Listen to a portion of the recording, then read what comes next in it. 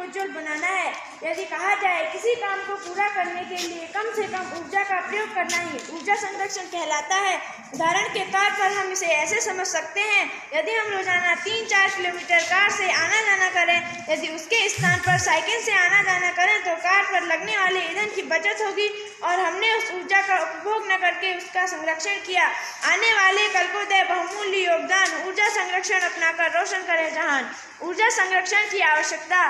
पृथ्वी पर ऊर्जा संसाधन सीमित मात्रा में है, अतः उपलब्ध संसाधनों का संरक्षण न केवल लागत में कटौती करने के लिए बल्कि लंबे समय तक उपयोग में लाने के लिए संसाधनों का संरक्षण करने के लिए ऊर्जा संरक्षण की आवश्यकता है।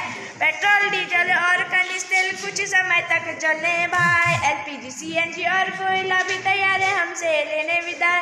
लाइट पेट्रोल की कर लो बचत अब चाहते, यदि तुम अपनी भलाई भविष्य की पीढ़ी कोसेगी तुमको जब होगी ऊर्जा की त्राही। कोयला, डीजल और प्राकृतिक गैस सार्वत्रिक उपयोग में आने वाले ईंधन है, इनका भी पुनर्चक्रण नहीं होता। यदि इनका संरक्षण नहीं किया गया तो एक दिन ये प्रकृति से विलुप्त हो ही जाएंगे।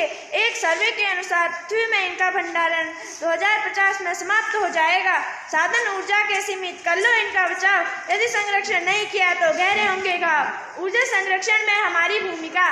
ऊर्जा प्रगति की सीढ़ी है और युवा भविष्य की पीढ़ी है। पृथ्वी, जलवायु हमारे माता पिता से प्राप्त हमारे लिए एक उपहार ही नहीं बल्कि आने वाली पीढ़ी का कर्ज है, अतः हमें ऊर्जा बचत की आवश्यकता है।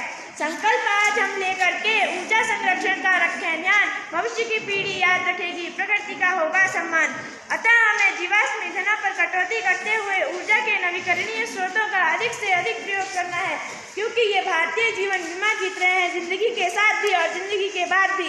किसी महापुरुष ने कहा था कि पृथ्वी हर व्यक्ति की जरूरतों को पूरा करने के लिए पर्याप्त संसाधन प्रदान करती है, लेकिन हर व्यक्ति के लालच पूरा करने के लिए नहीं। अतः युवा ही राष्ट्र का भाग्य विधाता है।